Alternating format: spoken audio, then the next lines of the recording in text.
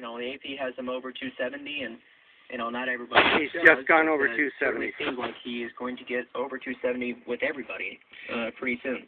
Sure does. That's what we're looking at tonight. You can, thank you, Stephen. We appreciate it. You can absolutely respond to that. You can call us at 284-1040, 800-469-4295. The other thing we are really talking about tonight is we are really talking about our State House, because it has gone dramatically now to the Republicans. And the reason we have a confused picture is because the Associated Press has called Pennsylvania for Donald Trump. Almost nobody else has. But the Associated Press is not some, crazy out on a limb website. This is the Associated Press. If Donald Trump does indeed have Pennsylvania, then he is at 274.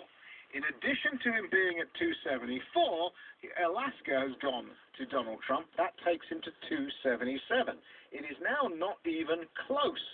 But, this is a big but, it would appear the Clinton camp is not accepting that position. Hillary Clinton has not gone out and addressed her supporters. She sent John Podesta out, and he told them to go home. He said they're not done. No one is freaking out about Hillary Clinton not accepting the results at this point. But you could give her the correct argument that Fox, so far, has not called this election. According to Fox, there is no President-elect Donald Trump at this point. They have Trump stuck at 254, having not called Pennsylvania for him, not called Michigan, not called Arizona, not called Alaska either. So according to Fox, there is no President-elect Donald Trump. So you could argue that, it's still not over. You could make that argument, right? We have been in a holding pattern on Fox and almost every other media outlet. No wonder they don't have Fox. 3 hours now. That Trump has been stuck on 254, which gives he needs Pennsylvania or Michigan just to outright win. Yep. And now it's 120, and we are still.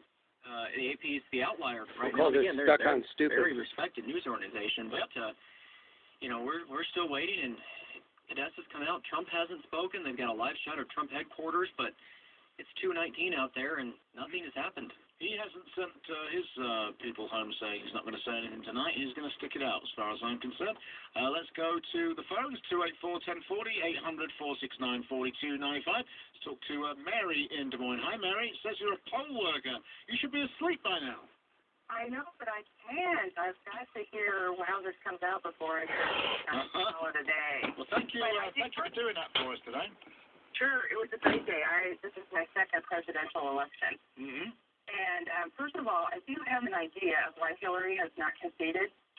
I think she's waiting to do it tomorrow by email. Hey, if Jack wasn't busy, we'd give you a rim shot right about now. Oh, that's great. This is the first time I've ever called, so to get a rim shot the very first time. I know there's probably less audience tonight, but anyway. Yes, well, we love the fact that you called.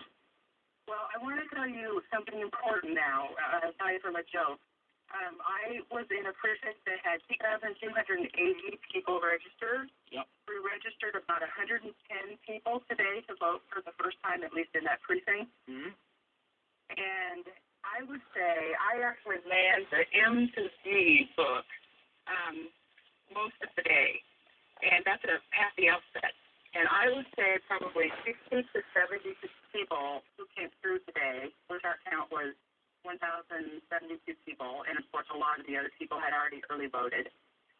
60 to 70% came in with their ID in their hand, both Democrats, Republicans, and no party, and they wanted to show it.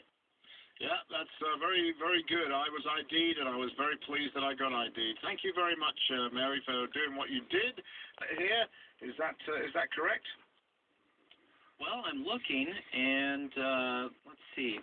I understand Donald Trump has just arrived at the campaign HQ. Oh, Trump. Oh, so we may be getting near a speech here at almost 2:30 Eastern. I guess that's possible. Well, maybe the only candidate. Well, actually, it will be the only candidate we hear tonight if this holds true. So yeah, looks like he will not sleep much longer. Not sleep many hours tonight like he normally does. If he goes out, and that would also be breaking protocol, but nothing about this election has been normal. So if he goes out and addresses that crowd, we will obviously bring it to you in its entirety. Let's go back to the phones and talk to Keith. Right, waiting to see an official win is basically what the campaign is saying. No, and she said that we accept the result of the election. So. And she hasn't not accepted the result of the election. She said, we're going to wait till tomorrow. But the odds, I mean, realistically. No, I understand, but it isn't. No, I'm not talking about whether she should concede, but I'm talking about just reality, because what people want right now at 2:30 in the morning is results. They want to know who won. What people want. But seriously, put it in perspective, Star. Let's see, yes, they back me up. The chances right now, truly, the chances of Hillary Clinton managing to pull off a victory here are what, 2%? Oh, who knows? I wouldn't even try. You're down to such a tight little crack that you'd have to run this thing through. It'd be impossible to say. But can I put it another way? No. But it's not that impossible, because you could do it. It's virtually impossible for her to win at this point. Is that wrong? No, it is not virtually impossible for her to win, but the odds, the preponderance, overwhelmingly against that. But if you're Hillary Clinton, you're going to leave the door open. I mean, you'd leave the door open, too. But I'm done talking about that. I get it. She wants to wait for the actual results. Got it. Check. Roger. Right. But the question is whether she actually still has a chance. Yeah, and realistically, the answer is what? Yeah, she still has a chance. What if it was 2%? What if it was 5%? What if this is Dumb and Dumber? But the other thing is, what's the hurry? It's 2:30 in the morning, right? People at 2:30 in the morning would like calls. They'd also like pizza. They'd also like bed. People want a lot of things at 2:30 in the morning. For her and for him and for the country, there's no hurry. There's time. There's time to take your time and do it. Well, obviously, he's not buying this advice from Dana or you or Carl or Monica. But what? We don't know what he's going to say. No, but the fact that he's appearing runs the risk of aggravating the divide over this very close election. But I think it's his instinct. I think that's the man we've come to know. It's not like he's a secret. Can we wait and see what he says? Fine, but I'm just saying the decision to appear is a statement in and of itself, Chris. What's going on? We are going to make this decision now. The Fox News decision desk has called Pennsylvania for Donald Trump. This means that Donald Trump will be the 45th president of the United States, winning the most unreal, surreal election we have ever seen. This candidacy starting on an escalator ride 1 year ago and going down against 16 Republican candidates. What started off as unlikely, impossible, is now reality. He said he was always a winner. This did not come without controversy. The billionaire, entrepreneur, TV reality star has defeated the candidate once figured to be undefeatable, besting Secretary of State Hillary Clinton in an electoral college victory that virtually no one saw coming a year ago. A few months ago, even a month ago, even yesterday, and a path to victory that was unlike anything we've ever seen. It did not come without controversy. It did not come without splitting this country in some of the most divisive language. Thank you. It does come now at a time where his supporters say this is the evidence that Washington was not working. They wanted to kick over the table and do something different. You know, Governor Mike Pence walking to the stage, and not long from now, we will see Donald Trump, and It's a historic night. Governor Mike Pence.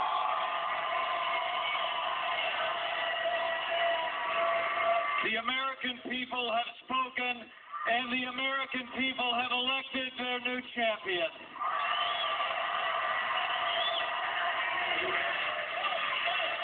America has elected a new president, and it's almost hard for me to express the honor that I and my family feel that we will have the privilege to serve as your Vice President of the United States of America.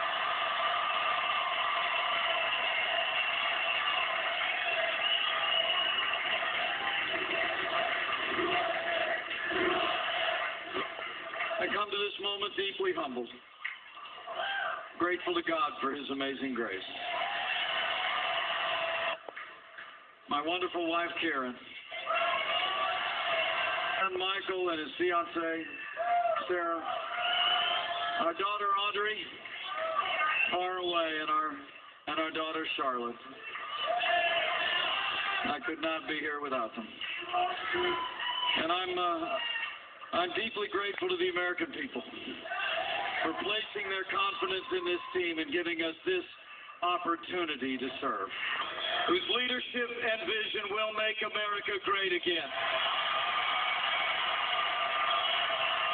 Honor and distinct privilege to introduce to you the President-elect of the United States of America, Donald Trump.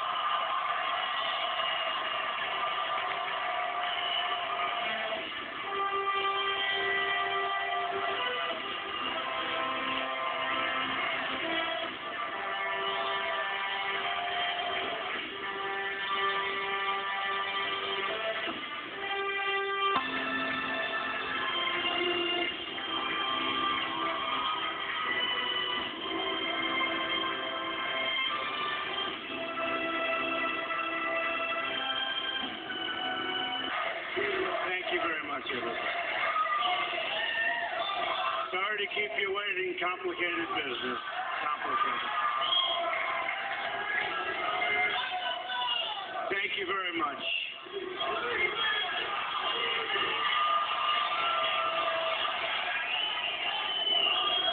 I've just received a call from Secretary Clinton.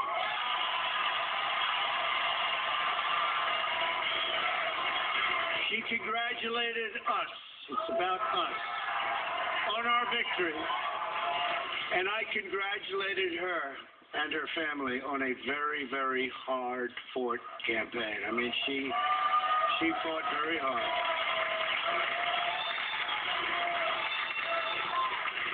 Hillary has worked very long and very hard over a long period of time, and we owe her a major debt of gratitude for her service to our country. I mean that very sincerely. Now it's time for America to bind the wounds of division, have to get together. To all Republicans and Democrats and independents across this nation, I say it is time for us to come together as one united people. Time. I pledge to every citizen of our land that I will be president for all Americans, and this is so important to me.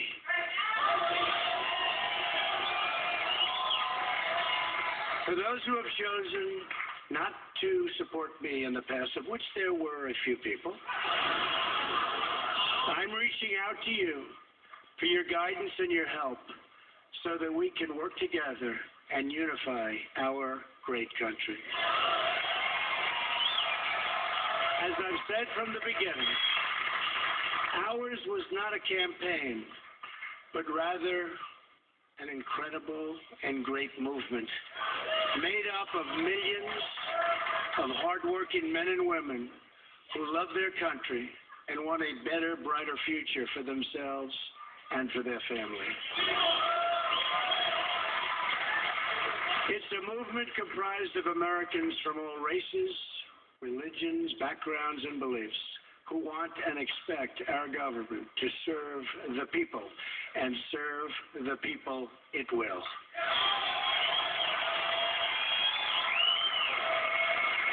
Working together, we will begin the urgent task of rebuilding our nation and renewing the American dream.